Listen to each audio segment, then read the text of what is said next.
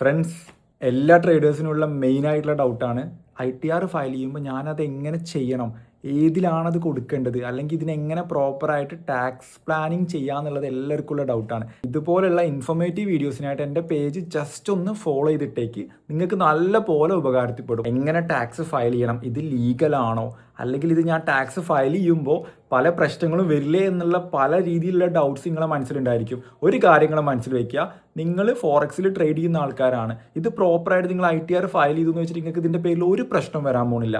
പക്ഷേ ഇത് ചെയ്തിട്ടില്ല എന്നുണ്ടെങ്കിൽ നാളെ നിങ്ങളുടെ എമൗണ്ട് റിലേറ്റഡ് ആയിട്ട് ഒരു പ്രശ്നം വന്നു കഴിഞ്ഞാൽ നിങ്ങൾക്ക് ഒന്നും പറയാൻ പറ്റില്ല. നിങ്ങൾ ആ പറയുന്ന പെനാൽറ്റി എടുത്ത് കൊടുക്കേണ്ടി വരും. അത് ഒഴിവാക്കാൻ വേണ്ടിയിട്ട് ഏറ്റവും നല്ല പരിപാടി പ്രോപ്പർലി അതിനെ പ്ലാൻ ചെയ്തിട്ട് ഫയൽ ചെയ്യുക എന്നുള്ളത് തന്നെയാണ്. അപ്പോൾ അതിനുവേണ്ടി നമ്മൾ ITR 3 ആണ് യൂസ് ചെയ്യേണ്ടത്.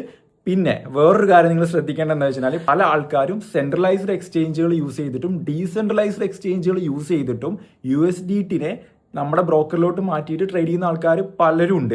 സോ ഇങ്ങനെയുള്ള ആൾക്കാർ നിങ്ങളുടെ ബാങ്ക് അക്കൗണ്ടിലോട്ട് ട്രാൻസാക്ഷൻ നടക്കുന്നില്ലല്ലോ, അത് P2P ആണല്ലോ എന്നുള്ള പല രീതിയിലുള്ള ഡൗട്ട്സ് നിങ്ങൾക്ക് ഉണ്ടായിരിക്കും. സോ ഇതിനെയൊക്കെ നിങ്ങൾക്ക് പ്രോപ്പർലി പ്ലാൻ ചെയ്തിട്ട് ടാക്സ് ഫയൽ ചെയ്യാൻ വേണ്ടി പറ്റും. If you know you know. ഞാൻ കൂടുതലായിട്ടൊന്നും പറയുന്നില്ല, നിങ്ങൾക്ക് നിങ്ങളേതായ ഐഡിയ പോലെ ചെയ്യാവുന്നതാണ്. അതിനെ പല രീതിയിലും ബിസിനസ്സിംഗ് ആയിട്ട് കൺസിഡർ ചെയ്യുന്ന ആൾക്കാരുണ്ട്, പ്രോപ്പർലി ട്രേഡിംഗ് റിലേറ്റഡ് ആയിട്ടുള്ള ഇൻകം തന്നെ ആയിട്ട് കൺസിഡർ ചെയ്യുന്നവരുണ്ട്. അങ്ങനെ കുറേ ഉണ്ട്. ഇത് റിലേറ്റഡ് പറയാനാണെങ്കിൽ ഒരു കടലുണ്ട്. സോ നിങ്ങൾ നിങ്ങളെ CA കാർഡ് അസിസ്റ്റ് എടുത്തിട്ട് പ്രോപ്പറായിട്ട് അതിനെ പ്ലാൻ ചെയ്യുക. Again, if you know you know. ഞാൻ കൂടുതലായിട്ട് അത് പറയുന്നില്ല. സെൻട്രലൈസ്ഡ് എക്സ്ചേഞ്ചുകളാണ് നിങ്ങൾ യൂസ് ചെയ്തതെന്നുണ്ടെങ്കിൽ, അതായത് ക്രിപ്റ്റോ ട്രാൻസാക്ഷൻ ചെയ്യാൻ വേണ്ടിയിട്ട് സെൻട്രലൈസ്ഡ് എക്സ്ചേഞ്ചുകളാണ് നിങ്ങൾ യൂസ് ചെയ്തതെന്നുണ്ടെങ്കിൽ ഈ ഡാറ്റ അവർ കൈമാറാനുള്ള ചാൻസ് കൂടുതലാണ്. സോ നിങ്ങളുടെ AIS പോയിട്ട് അത് നിങ്ങൾ ചെക്ക് ചെയ്യുക. ഇത് നിങ്ങൾ ചെയ്തിട്ടില്ല എന്നുണ്ടെങ്കിലും ഭാവിയിൽ മേ ബി അവർ കൈമാറ്റം ചെയ്യാം. സോ സെൻട്രലൈസ്ഡ് എക്സ്ചേഞ്ചുകൾ യൂസ് ചെയ്യുന്ന ആൾക്കാരാണെങ്കിൽ പ്രോപ്പർലി ടാക്സ് ഫയൽ ചെയ്യാൻ തന്നെ ശ്രദ്ധിക്കുക.